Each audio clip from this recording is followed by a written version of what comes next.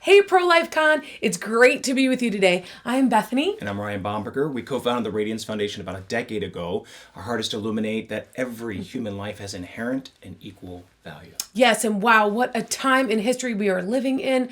I think now more than ever as pro-lifers, we must stay motivated to champion the human rights battle of our day. And this battle is for the hearts and minds of adults and children. This is why we launched ProLifeKids.com. Right, whether you're a parent or a teacher or an aunt or an uncle or a grandma or grandpa or a friend or a neighbor, regardless of your role in a child's life, we need to teach our children before a broken world reaches them, before they're deceived into believing the lies that the abortion industry is peddling. You know what? Children are naturally pro-life. Yeah. They instinctively know that killing another innocent human being is not okay. Right. Planned Parenthood and its abortion allies want to teach them otherwise. Right. They're indoctrinating our children at very young ages, trying to normalize abortion. So we often underestimate the power of educating our kids because there's a lot of fear wrapped up in how do I teach my kid an age-appropriate pro-life worldview? And so instead, too many of us choose to remain silent instead. Right.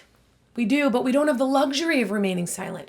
We must replace the fear with the confidence that comes from understanding the powerful and too often overlooked pro-life voice that children have. Yes. Now, Amanda Gorman, we know that name because she recently gave this spoken word at the inauguration. She's been highlighted for that particular talent. She's lauded as the youngest inaugural poet, I think the youngest one, right? Yes. And graduate of Harvard University. Right.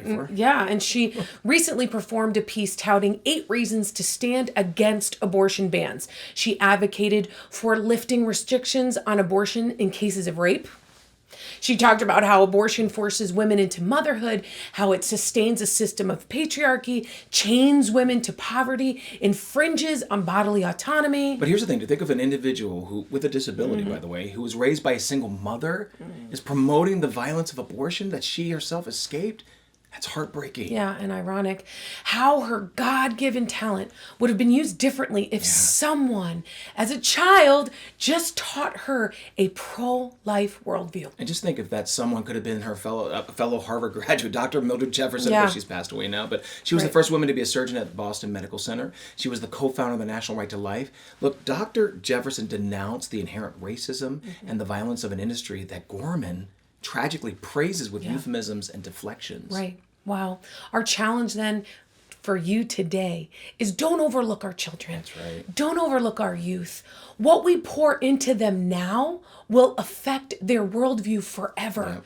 We live in a moment in history when they need to be a voice now. We need to empower them now. It's why I wrote the book, Pro-Life Kids. You are my favorite author, by the way. Yes. Look, our kids were, as the Bible so perfectly states, born for such a time as this. Yes, we have some very special pro-life kids special. that are here to share some excerpts from the book. You can get it at ProLifeKids.com. Pro-life means for life. We're cheering for you. Your life is important. There's only one you. It doesn't matter your size or your age. You have equal value, whatever the stage. And where you live won't determine your worth. You're a person. It's true, even before your birth. Sadly, there are those who don't understand that life has purpose, whether planned or unplanned. Throughout history, many believed a lie. You're not a person. No way, they cried. Today, many think that that lie is still true, that babies in wombs aren't people too. Abortion is when some say it's okay to take that baby's precious life away. But your color, your gender, and nationality, your abilities, looks, and great personality, they make you, fully human indeed. No exceptions, no exclusions. That's the pro-life creed.